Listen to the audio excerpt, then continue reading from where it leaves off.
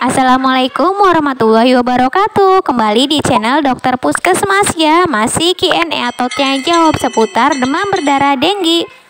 Ini lanjutan video sebelumnya ya. Jika diperbolehkan untuk rawat jalan oleh dokternya, maka apa yang harus dilakukan di rumah? Berikut ini petunjuk perawatan pasien DBD di rumah. Yang harus dilakukan adalah tirah baring atau bahasa Inggrisnya mah bed rest ya, yaitu istirahat di tempat tidur, tidak banyak melakukan kegiatan aktivitas lainnya. Asupan cairannya cukup atau adekuat. Kebutuhan cairan minimal bisa dilihat di tabel berikut ini ya. Ini minimal ya segini. Jadi satu gelas Blimbi itu kan 250 ml ya. Jadi bisa diperkirakan. Nah, cairannya apa saja? Berupa susu, jus buah. Jadi tidak hanya jus jambu merah saja ya, tapi jus buah-buahan yang lain juga bagus untuk memenuhi kebutuhan tersebut. Jadi bukan untuk meningkatkan trombosit ya, tapi untuk memenuhi kebutuhan cairan. Cairan elektrolit, yang isotonik atau oralit, serta cairan lainnya yang mengandung elektrolit dan gula. Lebih baik sih jangan cuma air biasa aja semuanya, tapi dipadukan juga dengan sumber-sumber yang ada elektrolitnya tadi. Apalagi jika ada muntah-muntah, karena pada saat muntah yang keluar bukan cuma cairan, tapi elektrolit juga ikut keluar lewat muntah tersebut.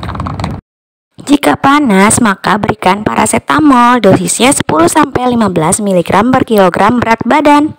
Tidak boleh lebih dari 75 mg per kilogram berat badan per hari.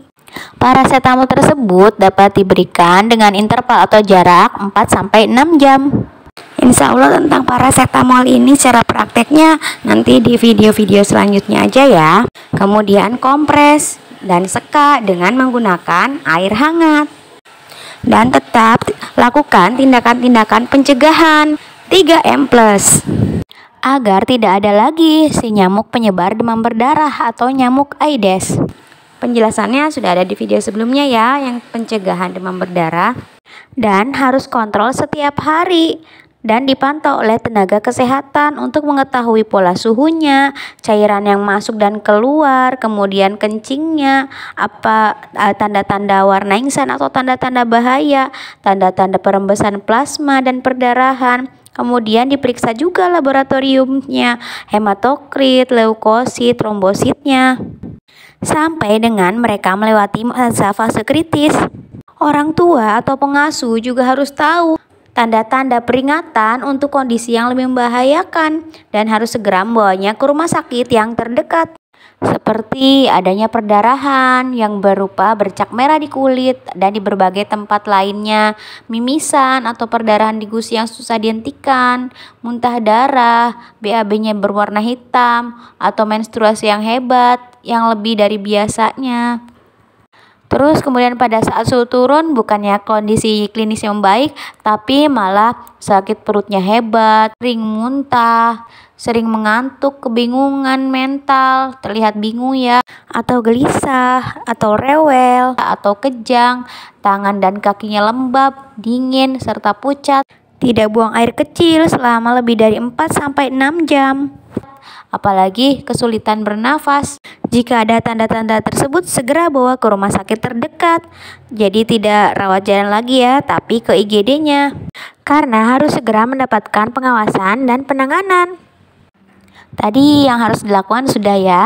Nah, sekarang apa yang harus dihindari pada saat melakukan perawatan pasien DBD di rumah? Hindari penurun demam yang berupa aspirin atau asam asetil salisilat, kemudian asam mefenamat, ibuprofen atau obat-obat NSAID lainnya. NSAID itu berarti obat antiinflamasi yang non steroid ya. Karena lebih berisiko untuk menyebabkan gastritis atau bahkan perdarahan di saluran cerna, apalagi misalkan trombositnya turun. Jadi kalau ibu-ibu beli obat demam, lebih baik lihat ya komposisinya isinya apa. Lebih baik untuk lini pertama itu paracetamol, tidak yang lain-lainnya. Coba dilihat obat turun panas yang biasa diberikan apa isinya. Nanti tulis di komen ya. Video selanjutnya masih tentang tanya jawab. seputar demam berdarah dengue atau DBD. Sudah banyak sekali ya video-video tentang DBD-nya, tapi rasanya masih ada unek-unek, masih ada edukasi tentang DBD yang ingin disampaikan. Jadi tidak apa-apa ya, video selanjutnya masih tentang demam berdarah lagi, dan beberapa video selanjutnya. Sampai jumpa lagi, semoga bermanfaat ya.